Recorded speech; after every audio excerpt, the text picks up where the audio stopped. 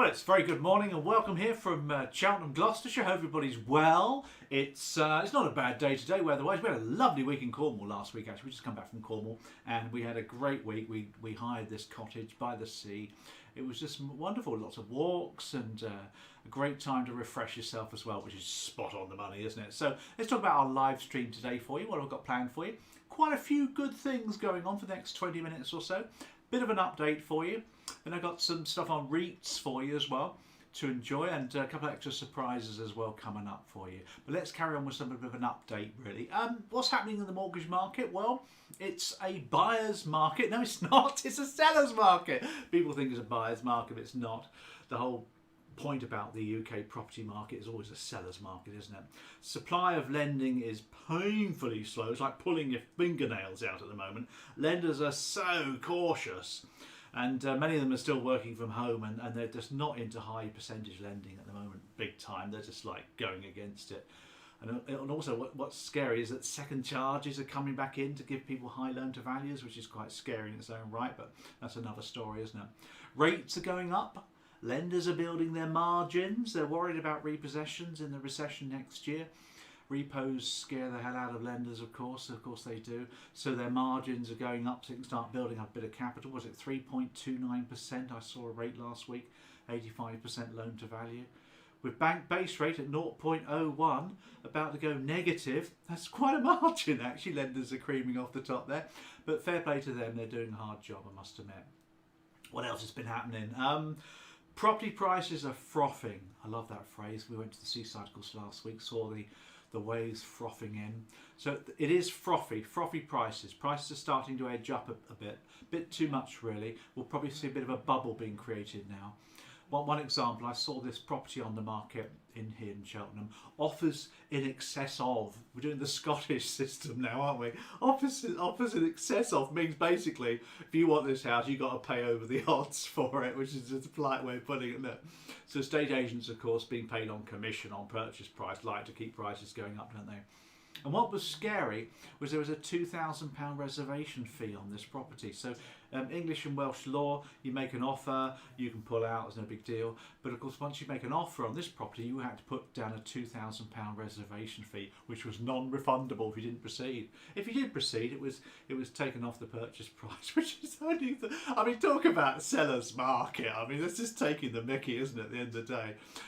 So vendors, of course, I think should be stumping up a bit more on these things really, but there we go. First topic for you, which is a bit of an extra one for you, is all to do with air source heat pumps. So you wonder probably where that one's coming from, don't you? An air source heat pump. And what I want to talk about now, what I'd like to talk about right now is the subject of green home grants. So I'm going to put a bit of a title up for you. This is a nice little title, green home grants. Green home, as in like the colour green, grants.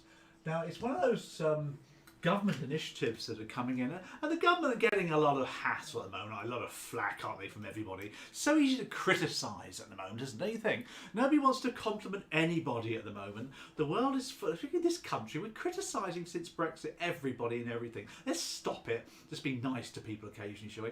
Anyway, the government introduced a thing called the Green Home Grants.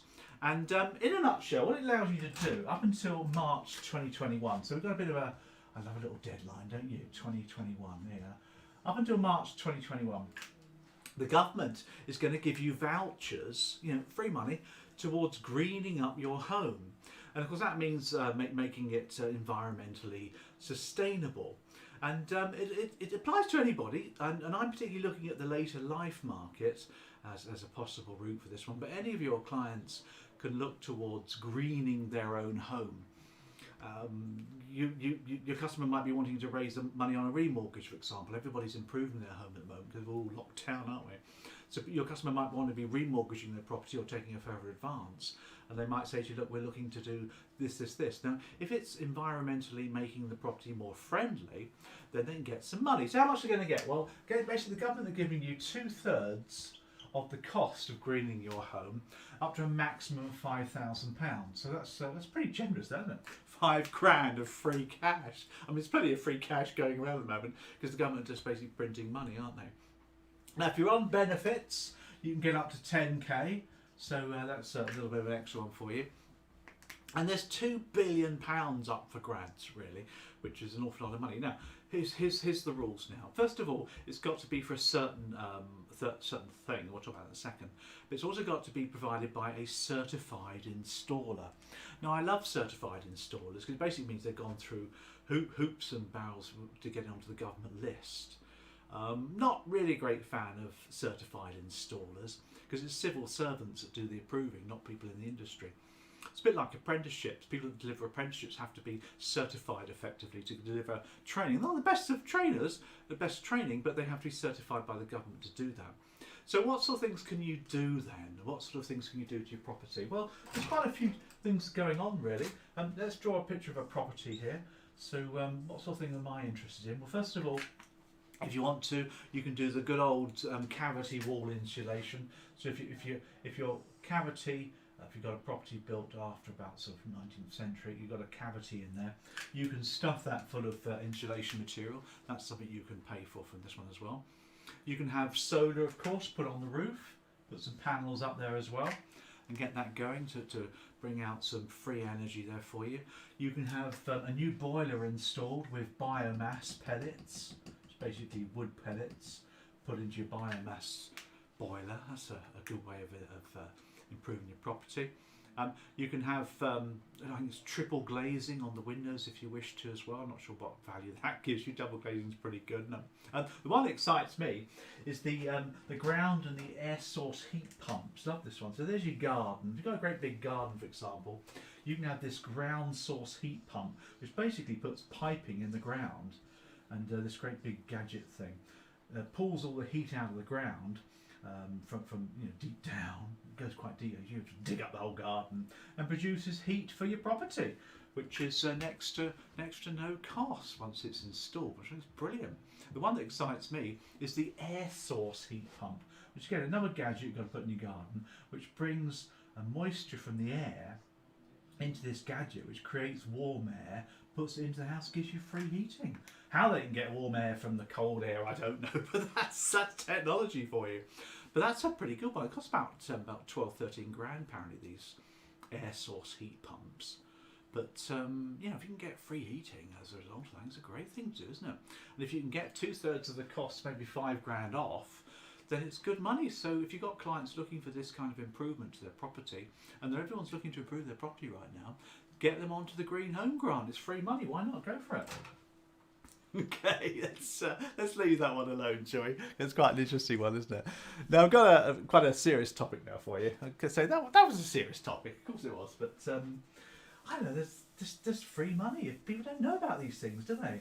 And if you can let your clients know about free money, they're going to really look after you by being loyal to you moving forward on a long-term basis. I think that's a great thing all around. Okay, let's start by showing you a picture. Actually, let's give this board a good wipe, shall we? There we go. I'm using green pens, by the way. My flip chart pens are refillable. Not a lot of people know that.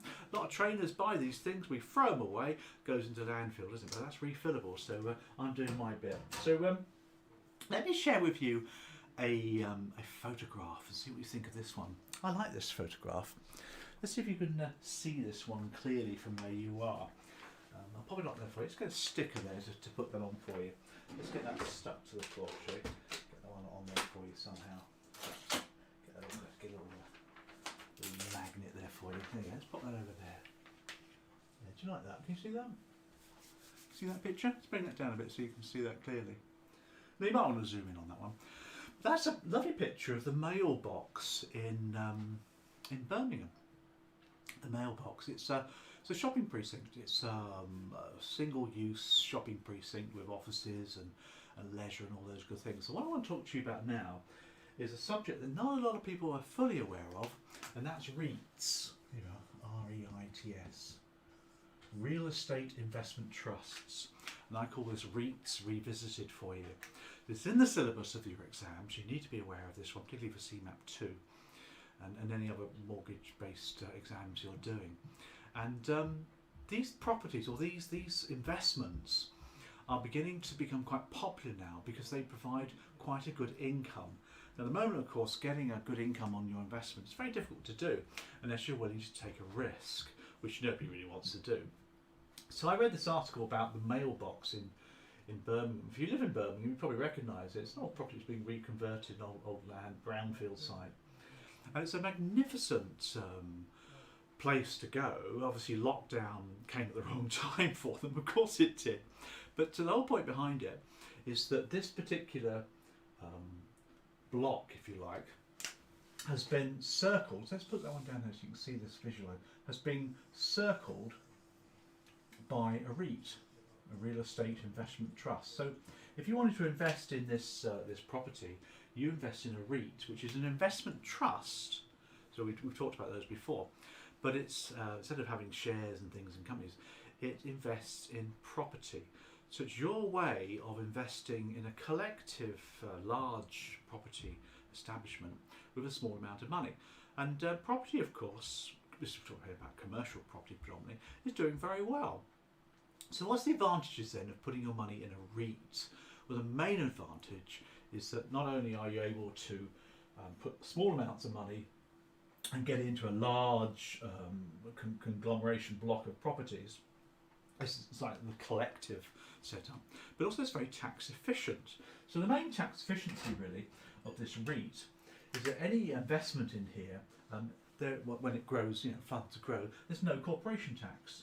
There's no corporation tax on the growth of the fund, and that's a particularly good advantage. It's not the only one, but it's a major advantage of making sure that you get a good growth from it. And all the properties within the REIT, and different REITs work in a different way, by the way. You don't just have to have one with the mailbox, which is one block really, isn't it? I mean, I picked out another article for you just to share with you, which I picked up yesterday whilst I was doing my reading. And this one is called, this one's based in London, and it's a REIT comprising of a portfolio of offices and light industrial units outside of London. So we're not talking about residential, we're not talking about retail, we're talking about light industrial and offices. Now whether offices will fade away with people working from home, I don't know. But the whole point is this particular REIT's doing very well. So lots and lots of REITs available and different types of property within them. Now the whole point behind them though is that you need to make an income from it. So the rule, I'll get a different colour pen here for you, this one, is that the property itself will make an income. This is what we want from these things. We want an income, because that's what's driving this thing, isn't it? Now the income itself must come from the rent that the properties within it are making, and 75% of the income must be from the rent. So there's got to be a lot of rent coming from this. Now the mailbox has got retail, it's got offices, it's got car parking, so there's quite a lot of rent coming from that one as well. And 90% of the profits of the REIT must be distributed as income. Distributed, there we go. So there's a few rules there for the holder of the REIT to adhere to. So there's quite a lot of profit obviously in owning that block. There's capital gain as well. We get that from corporation tax on capital gain. But the income, the rents that it's making, 90% of those has got to be distributed to the shareholders effectively, and 75% of the rent's got to be distributed as well. So it's quite a good thing coming in there. So the income, therefore, coming through from this REIT, 20% is withheld. That's the sort of tax for you. 20% withheld, and that's known as the withholding tax on this product itself. Makes sense, doesn't it? Now, if you're a basic rate taxpayer, that means that your tax is paid. So effectively, this thing is paid net of basic rate tax. Now, if you're a higher rate taxpayer, HRT, that's not hormone replacement therapy, lots of people think it's a higher rate taxpayer, you have to pay extra tax. Additional rate taxpayer, of course, you have to pay extra tax as well. That's how it works. It's a pretty simple thing. Now, here's the best news about this product: is there's a lot of income. Now, the mailbox REIT is proposing to pay 5p per 100p invested. So that's a 5% return, which is not bad, is that? It makes a rent parity of £9.8 million, the mailbox. Whether they'll be able to collect all that money, I don't know. So think about it, if you had a share in this REIT, say 100p share, you'd be getting 5p income from this, and that's a pretty good return from something that's not that risky. It is risky, don't get me wrong, of course it can be. Property, commercial can go down in value as well. But that's the particular advantage of a REIT. And the one I mentioned to you there, the one down in London, this particular REIT, it's called a regional REIT here, based in London with industrial units, has collected 96% of its rent. So it's not falling foul. A lot of people think that landlords have been negotiated by people who can't afford their rents at the moment. And it's selling property which is going up in value as well. And you can buy that particular REIT for 62 pence a share, which is not bad, is it? So these things are good value, aren't they? A couple of other quick things for you. If you want to get clever with this, then what you'll want to do is you'll want to wrap this income with a good old-fashioned wrapper. Let's put an ISA wrapper around that, shall we? Now, ISAs, of course, are not investments. They're just wrappers that wrap round existing investments and make the income tax-free.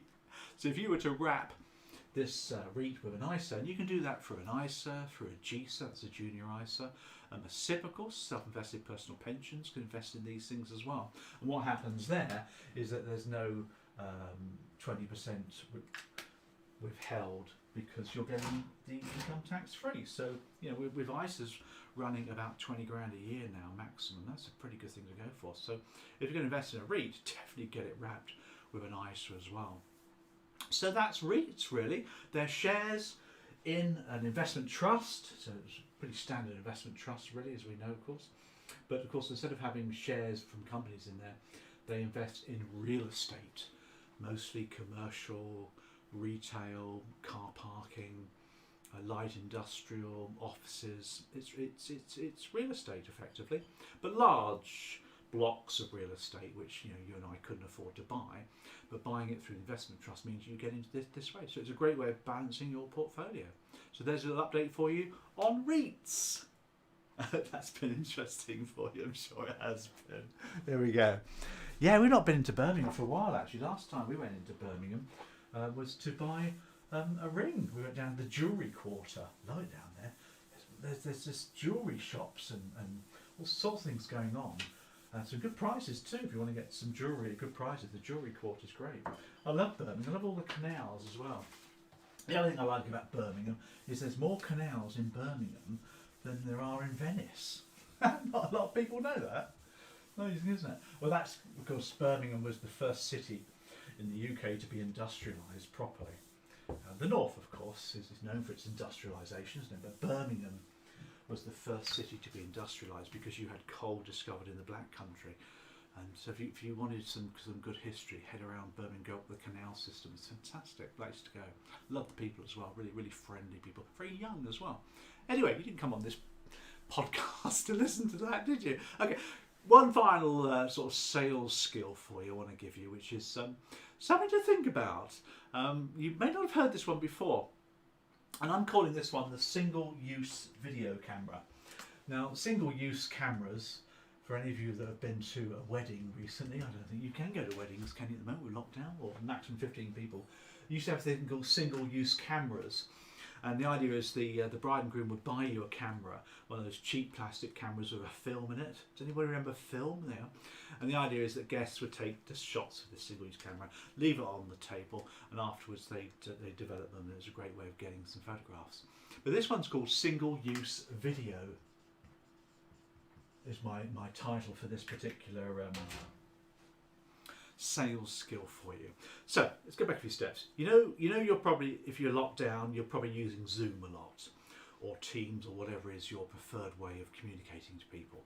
And you probably have meetings where you set up a time and you click on it and you have a meeting and everyone's a winner. But this one requires that you have your video camera switched on all the time, all day. It's a single use. It's switched on in the morning and you have it on all the time. So you're always on video. Now you're always on video with your team, with somebody that you know or somebody you work with. You're constantly on video all day. There's no meeting, you're just on video. It's almost as though you're sitting next to somebody. So imagine you're back at your office and say, for example, you're a BDM, an inside BDM working for a lender, and you have your underwriting team like on the next desk. And typically during the day, if there is a problem, you shout over, "Hey, Mike, what's this question?" or "What's that?" Or you go over if you wanted to be polite. So it's the same concepts. If you work very closely with somebody normally in an office, just set up a single-use video. Get a Teams conference going. So if you wanted to lean across and ask them a question, you can do. If you wanted to talk about the football or the rugby result of the weekend, you can do. So think about the kind of uses for this one that I'm thinking of as well. You've got, as I mentioned to you, you've got your BDM. You're inside BDM. Of course, all BDMs are inside now, aren't they? And an underwriter might be somebody that you would hook up with on an all-day meeting as well.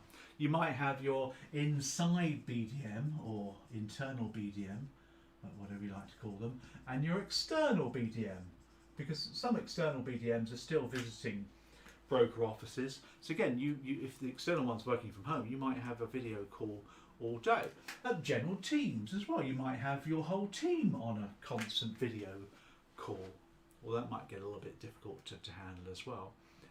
You could have your advisor and the BDM maybe as well. You could even have your husband and wife. Well, maybe that's not one that you might want to go for. I'm sure you can think about it. But so the whole idea is that you have the video on all day and you can connect with each other as the day progresses. It's just one way of making working from home less isolationist, which of course it can be if you're not used to it. So there's my little sales skill there for you. I hope you enjoyed that one.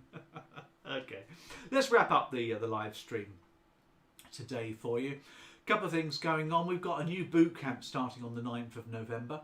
We've got a space of 25 people who want to get their CMAPs done and dusted by end of February 2021 really. We've got about 12, 13, 14 people on it at the moment. So we've got about 11 or 12 spaces on that one. That's 9th of November that starts. Looking forward to giving you loads of personal attention in getting you through your CMAP. It's really popular this year, actually, the boot camp as well. We're still doing our podcast every Saturday morning at 10 o'clock for the equity release topics. So you need to get onto a database to get invited to that one as well. We're looking after our member database a lot really at the moment, giving them lots and lots of extra benefits as well. If you're on YouTube right now, make sure you subscribe below so we can keep in touch with you. Head to my websites where there's links everywhere. There's a link here, advisorcbd.com. Get onto our database and we'll keep you in touch with things that are going on as well along the way. So lots of things going on for us as well. The YouTube channel's growing. We've got more videos going on there for you to enjoy as well. Hope you found this one useful for you. I'm going to head off now to enjoy the rest of my week. We're not having a holiday now until next year. We've got Christmas to look forward to though. That's something to look forward to, isn't it? But we did enjoy Cornwall. It was a lovely, lovely place. If you haven't been to Cornwall, you've got to go and walk along that southwest coast path. It's a fabulous place. Enough of that. I'll see you all next week.